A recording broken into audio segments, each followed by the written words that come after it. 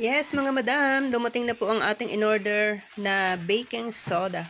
Napakaganda po nitong gamitin kahit saan pong mga bagay about sa paglilinis or sa mga halaman po natin.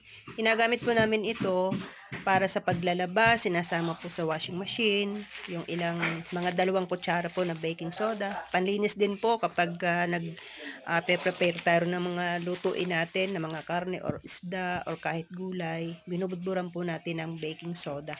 At gayon din, ang pinaka main purpose po nito sa bahay namin, ginagamit po namin kapag nagtututbrush. Napakaganda po niyang pampaputi ng ngipin.